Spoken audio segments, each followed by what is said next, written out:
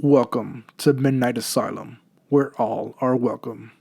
I hope you enjoy this story, and if you have your own story you'd like read, drop a comment and let me know, and I will gladly do it for you. Just Remember, it isn't your eyes playing tricks on you. There really is something in the dark. I recently left my job as a deep sea diver. I worked for one of the larger companies that offer diving services ranging from salvage, underwater demolition, ship repairs, and search and rescue.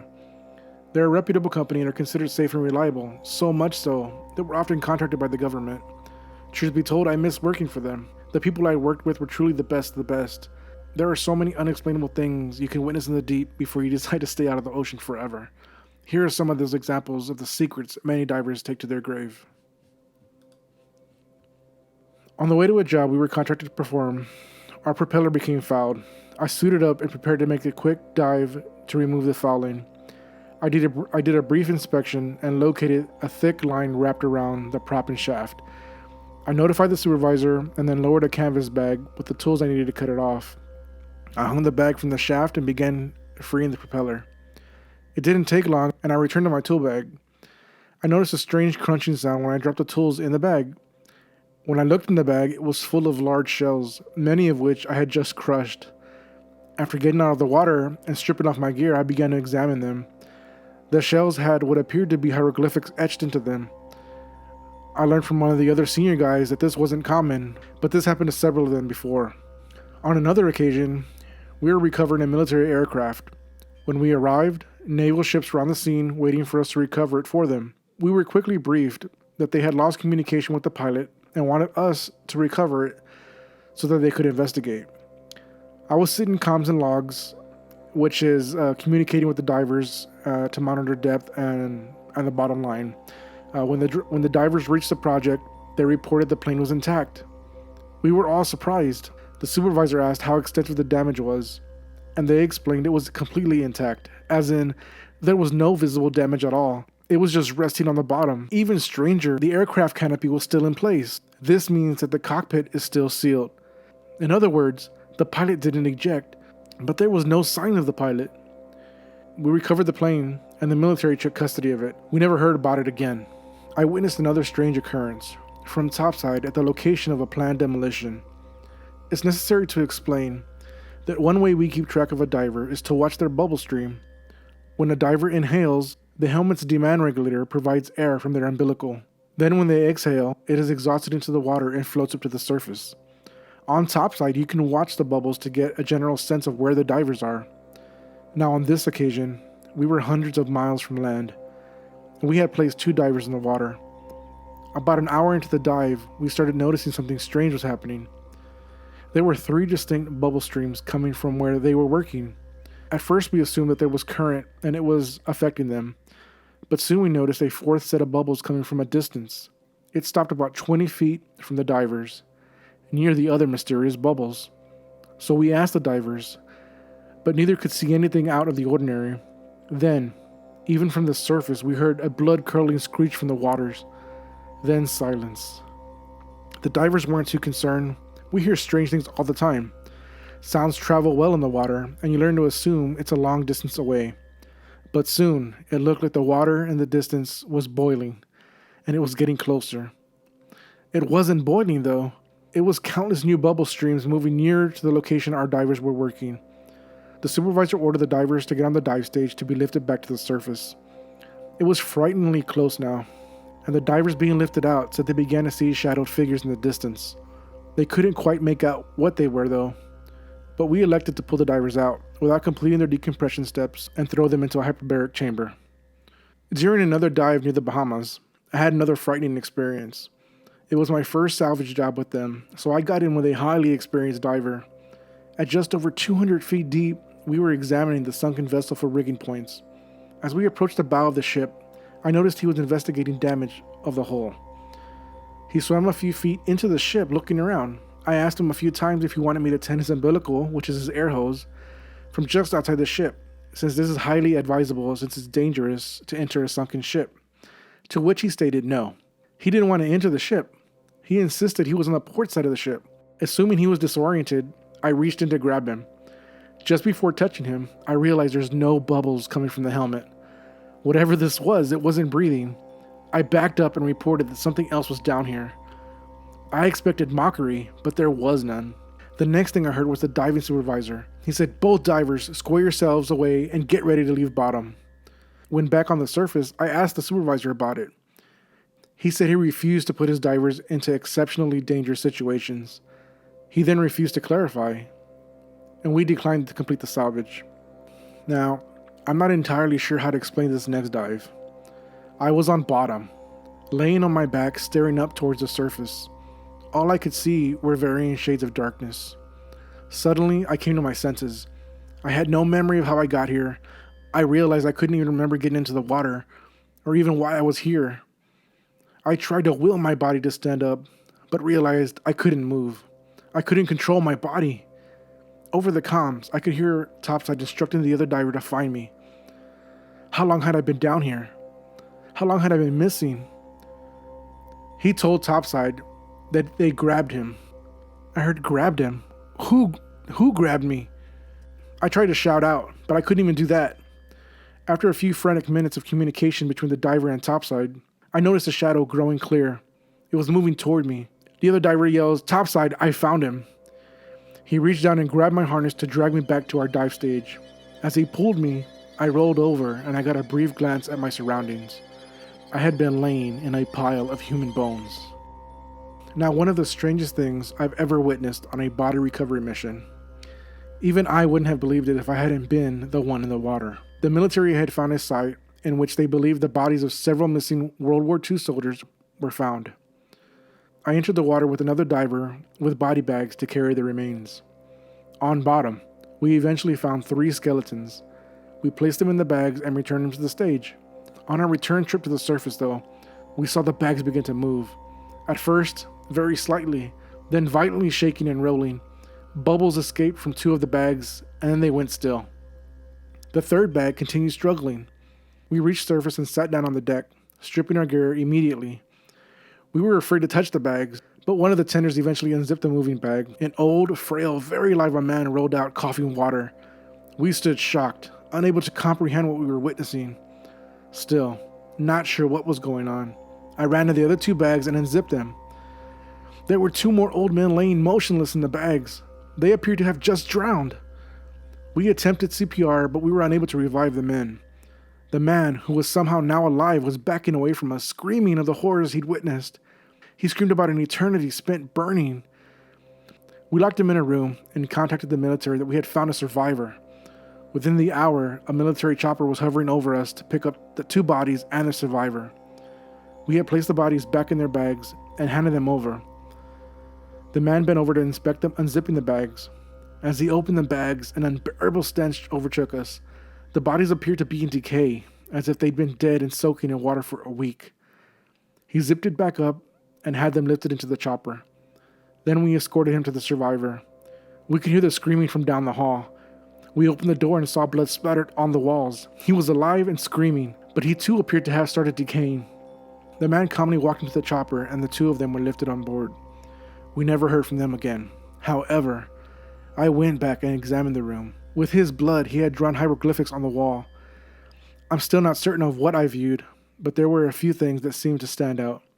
Waves, flames, bodies. There was a tremendous amount of them on the walls, but shortly after I walked in, our supervisor began scrubbing the walls. He refused to let us examine it any further. I've heard rumors about the Keepers of the Deep. I've wondered about them for quite some time. I believe they are a link between many of our stories. Their myth within our team is seldom spoke of. But here's what I gathered over the years. We are not meant to roam the depths of the ocean. And when a diver loses his life in the deep, it doesn't stay that way. They're cursed to forever roam the oceans.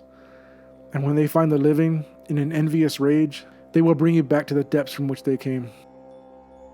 And before I share anything further, there are a few things I need to clarify. I've received a large amount of comments and personal messages since posting. Alright, several people have pointed out to me that there are probably very few people with experiences like these, and of those people, and even fewer could say that they've recently lost their job. Therefore, there are probably a lot of people out there who already know who I am or could figure it out easily. That being said, I still believe everybody deserves to know. Now, first, I'm going to answer some common questions that I've received. Yes, I've experienced a lot of terrifying things in the ocean, but when you consider the amount of dives I've made, these experiences are truly few and far between. Now, here's some basic information about our dive gear. Now, while it varies based on the job, there is a standard that we typically use. Now, we are hard hat divers, meaning we wear helmets, not scuba. And we have an air system on surface which runs through the umbilical down to the divers. The umbilical attaches to the helmet to supply the air. Now, woven in this umbilical are other essentials. Now, without getting too technical, there's a line to supply air, electricity for light, communications, and essentially a depth gauge. Additionally, we wear a tank on our back as an emergency gas supply. It doesn't contain a lot though. It's just enough to get us to surface in an emergency. We don't use rebreathers for the work we do. We do, however, occasionally use a full mask instead of a helmet or scuba. If it's more practical, but it's rarely used, okay? Now, the Keepers of the Deep. I've never found any information about them online. The only people I've heard discuss were the members of my team. I've been told other teams have had run-ins with them too, but even the guys on my team are hesitant to speak about them. So I'm going to answer a few questions as they arise. But I'll get back to why you're really here, okay? While working on an oil rig, we were utilizing an ROV. And that's, like imagine a small remote control submarine, okay? And we use it to do inspections. We'd been hired to inspect for structural damages or deficiencies along the rig, and there was complaining of abnormal vibrations. Now, during operations, the ROVs are tendered from a line, strength members, and transfers videos and sonar images back to topside. As the ROV descended into the darkness below, we began to notice thin scratches along the structure. At first, it was barely enough to rip the marine growth off the metal, but as we got deeper, the scratches turned to gouges. As we descended even deeper, we began to notice the scratches appeared deliberate. We pulled the ROV up close to inspect, and there before us were images. There were hieroglyphics carved into the metal, and they were fresh. The deeper we got, the older the carvings appeared. They were corroded and partially covered in growth. Whatever was making these damn carvings was working its way up from the bottom. Then, the ROV stopped responding. It began shaking back and forth and we lost power to it. We tried to pull it up by tending its line, but it seemed stuck. Then we felt it, tugging against the damn line. But it was coming from the ROV side. Something was pulling it deeper. 2 more guys jumped on the line and struggled to pull it back up. The line began creaking and parted. We pulled up the remainder of the line, but the ROV was gone forever. And now the supervisor was left with the task of figuring out how to report the findings to the oil company. Now we move on to another incident. Now this incident took place about a year ago. Now during a salvage job, we were in the process of installing a rigging gear. Now while facing the ship, my back was to the open ocean. I hadn't noticed anything approaching, but suddenly, something smashed into the tank on my back, hard. I was slammed into the ship, flattened against it by force. I turned around and there was nothing. I would later learn that I had several bruised ribs from the impact. After reporting to the other diver topside, we were told they were going to pull us up. So we got back on the stage and started being lifted towards the surface, and you could bet your ass we kept our eyes peeled, scanning into the not too distant shadows. And during decompression stop, we began seeing a shadowy figure circling around us. We continued to monitor it as it circled closer and closer. We began to see it more clearly. This was a massive shark circling us. Now, I've never been afraid of sharks, but there's something about being circled by a massive shark in the middle of the ocean, dangling from a damn chain. Now that can instill a phobia even in the bravest men. So keep in mind, we weren't in an enclosed cage, just on a platform. I felt like I was being served on a damn platter. It eventually circled close enough for me to see its features, but I didn't recognize its species. It was bigger than a great white and was entirely different coloration. It was mostly black with a few gray features. It continued eyeing us as we sat there helpless, praying to be left alone. By the time we completed our decompression requirements, it was nearly close enough to touch. The stage lifted us up and out of the water, and I was relieved that the shark had not decided to find out how we taste. On surface, we deduced that the shark had lunged at my back, but had only managed to hit the emergency gas supply cylinder. And we did another dive, this time in crystal clear waters. And there's something nice about getting a job where you can actually see your surroundings. The visibility was easily over 100 feet, We got to the bottom and began work, man. There were 2 missiles that had been ejected from a military aircraft and had not been detonated. We were briefed on their location and told they were not armed and would not detonate, provided we handled them appropriately. So we located them much easier than we expected and began preparing to rig them up. Just as I laid my eyes on the first missile, my dive buddy yelled, "Oh shit!" and my stomach dropped.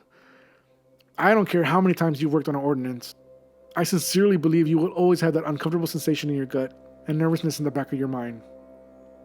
I looked up and realized he wasn't even talking about a missile. I saw a wall of sand rising in the distance. Something, hopefully just the current, was kicking up the sand from the bottom of the ocean.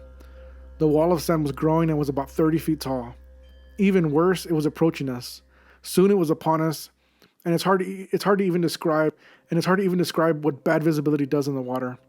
It's not a matter of having light. It's not a matter of having enough light. It's a matter of too much crap in the water blocking that light. So imagine fog, right? But imagine this fog is thicker than anything you've ever witnessed. I'm talking about fog so thick, you could have a flashlight pointed at your eyes an inch away and you'll be completely blind to it. That's the bad visibility in water. Now, the moment the sand hit us, we were engulfed in pure darkness. I placed my hand against my faceplate, but couldn't even see that. After a few moments, we began hearing a metallic scraping sound. Then, as swiftly as it arrived, the sand was gone. We had crystal clear water again, except that there was no sign of the missiles. I had been within arm's reach when the sand hit us, but now even feeling around in the sand revealed no trace of them. Now, this next incident occurred during a humanitarian job we volunteered to perform. After a portion of bridge collapsed over 50-foot deep ocean waters, we volunteered to recover the vehicles and hopefully the bodies. Now, by the time we arrived on scene, the collapse had taken place just over about a week ago. We spent the first day surveying the area and developing a plan to lift what most we could in that week time frame we had available. Now, by the start of day 2, we were already pulling vehicles off the bottom. It was a difficult job to say the least, but not because of the effort required. The state of disarray in these cars was heartbreaking. These weren't military pilots or sailors lost at sea. These were families on vacation or people commuting to work. It was hard to say what was harder. The cars where we found entire families, with parents' seatbelts unbuckled and them in the backseat having been trying to unbuckle their children, or the cars where the parents were gone, leaving the children buckled in the backseat. I try not to imagine the panic that had been going on inside the cars as they flooded from broken windshields and windows as people frantically tried to escape. But I couldn't forgive those bastards that left their families to drown. So each day we moved on to a new section of cars, and on the 4th day, we started noticing several cars had their doors open and nobody inside. We were happy to find that work easier, especially under the assumption that the tragedy had been lessened by people escaping the wrecks. This is until I began rigging a minivan for removal. The family inside hadn't been so lucky. Now, as I ran slings through the van and prepared to be lifted, I noticed the other diver inspecting the rigging gear. He began undoing my damn shackles. I asked what he was doing, and the response was not what I'd hoped for. He said, "I'm checking this trunk for bodies." And I felt this sick feeling in my gut. Slowly, I crept over to the driver and turned his body toward me. It resisted, but slowly it turned toward me. Its faceplate was fogged up, and I fought my better judgment. I leaned in close, and to this day I wish I hadn't. It was dark, but all I could clearly make out were features of rotting flesh. The person wearing this helmet had long since passed away. I lost my confidence and started to scream. My comms were blazing, man. Divers from topside were frantically trying to get my attention, but I was so focused on the only thing in front of me. I was scrambling backward away from him, but I had fouled up my umbilical around the rigging gear in my state of panic. The thing had again returned to its focus on the minivan. As I frantically cleared myself from the slings, I noticed a telltale lack of bubbles coming from the helmet. It was opening the minivan and reaching inside, and as I swam away from the van, I watched it grab one of the passengers and drag them into the darkness. And you can bet your ass that this is when I began to realize that I might not be cut out for working beneath the sea. I continued diving for longer than I know I should, and the entire time the thought lingering in the back of my mind was that I need a new, safer career. I apologize that it's taking me so long to update y'all. I've been resting on this story for about a week, and I've been kind of scared to share it. I believe this will be my final update today, though. Now, after my last post, I was contacted by my former diving supervisor, and he told me the dangers of sharing these stories. Then his tone changed. He told me things were getting worse down there. Now, he had never spoken freely about it with me before, but he continued. We had an accident this last week, and we lost men. Now, believe me, I was shocked. We all know the dangers, and we've all seen the keepers of the deep. but nobody actually expects to die. After a close call or two, you just expect to keep having close calls. Out of respect for our fallen, you need to use your best judgment before sharing this, and realize it isn't safe to share this story. But he continued to tell me that the team was contacted to perform a standard salvage job for the military. They had been incredibly vague about the work, but indicated that a vessel had gone down. The dive team and their gear were loaded aboard a U.S. Navy ship and escorted to the project. This is abnormal, but is not unheard of. But things became more and more strange as they traveled to the project. First, they were briefed by the commanding officer, and he reviewed the confidentiality agreement regarding our work. Then the brief was turned over to a man who didn't introduce himself. He explained that the Navy had been working on a prototype submarine. Its capabilities and new technologies would not be relevant to us. All we needed to know was that it was tremendous. The size would dwarf any subs we've ever witnessed. He then admitted the Navy didn't need our routine salvage work, but assistance recovering their prototype. He briefed the team that 4 days prior they had lost contact with the crew. Sonar images showed the submarine resting on bottom, apparently intact, but nobody was responding to communication attempts. As the ship arrived on scene, they found they were not alone. Nearly a dozen Navy ships were already awaiting their arrival. The divers were given the go-ahead to get into the water and begin work. The first task was to inspect the submarine for damages and hazards. They needed to provide a bottom report for the engineers to develop a plan for raising it. They didn't want us rigging it up, however, seemed fit to us. They needed the prototype in as good a condition as possible. The divers entered the water and were soon in awe of the creation. It was like nothing they'd ever seen. It was tremendous. From where they descended, they couldn't see the forward or aft ends of the submarine, and the water was abnormally clear. In addition, the sub was created out of what appeared to be reflective metal woven into scales. They began inspecting the sub for damage. After they'd reached maximum allowable bottom line, they were brought back to the surface to swap out without event. They reported to the next set of divers that they had explored from midship to aft and had found no apparent damage. The sub appeared to have gently set down on sand. The next set of divers entered to inspect from midship to the forward end. They began advancing while inspecting the damage. About 10 minutes into the dive, one diver began tapping on the hull. Immediately, both divers reported that they could hear people inside the submarine banging against the hull and shouting out. They couldn't understand what they were screaming, but the message was clear. They were terrified. The supervisor reported that they had found evidence that the crew was still alive. The divers continued advancing. It was about 5 minutes before the next report. There were carvings across the submarine's metallic scaled surface. Hieroglyphics had been carved into the submarine and appeared to stretch from the very front of the submarine toward midship. But still, there was no signs of structural damage that would have caused the submarine to cease functioning. The divers returned to the surface, and the commanding officer was given a full report of the day's findings. The team was assured that the submarine was capable of sustaining the crew. They were eager to retrieve it, but the crew was believed to be in relatively little danger. Now, as day 2 began, divers descended with instructions to locate 4 specific locations. Engineers needed to verify they were still structurally sound for attaching rigging. But immediately, the divers responded that they could still hear banging from within. They began locating the rigging points quickly and easily as they approached the forward end of the ship. But just within the region, which was covered in carvings, they noticed a figure moving about. They both saw it. There was no denying it, but it soon disappeared from sight. The divers weren't able to figure out where it had gone, but they agreed to quickly find the remaining 2 points. It was quick work, and the 2 remaining points were located. All 4 were intact and readily available for use. As they readied their return to surface, they were informed that there were 2 more locations that they were being asked to inspect. They were supposedly 2 hatches, port and starboard, that the engineers had insisted needed to be checked. At this point, the supervisor gets weary, and he says the engineers up here got uneasy when they heard your reports of something moving around the ship. They stepped inside, but when they returned, they insisted you find the 2 hatches. I'm not sure what the hell's going on. They're being very ambiguous, so please be cautious. So the divers returned to the area in question and began closely examining the area. As they worked, they soon saw a figure emerging from the submarine. It was dragging a body out of the hatch.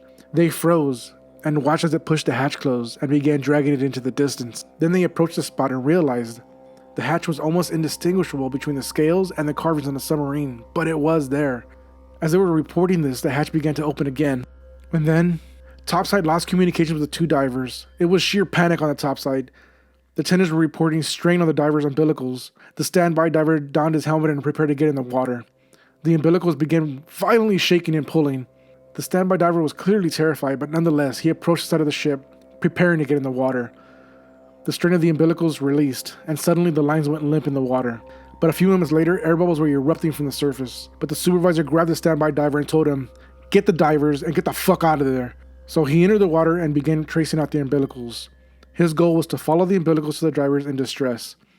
As he followed the umbilicals, he saw the air violently erupting from below and continued deeper. He reached the source. The umbilicals had been cut, free of the divers, and were pumping air into the water.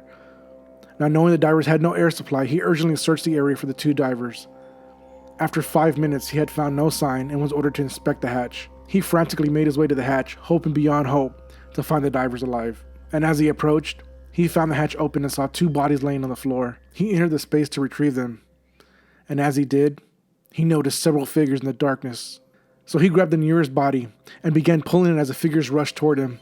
And they were instantly upon him, tearing at him and his gear. And in fear, he released the body and attempted to flee the space. In the struggle, he freed himself and rocketed to the surface. He was pulled up and over the side of the ship unconscious, and his body lay on the deck, likely suffering from arterial gas embolism from the rapid ascent. The team rushed him into the hyperbaric chamber to treat him. Then the supervisor informed the commanding officer that all diving would be terminated. He had lost 2 men, and 1 was in critical condition. There were inexplicable things happening on the submarine, and he would not sacrifice more men. So treatment continued through the night, and the diver regained consciousness. He told the supervisor he was done. He would not re-enter the water again, ever.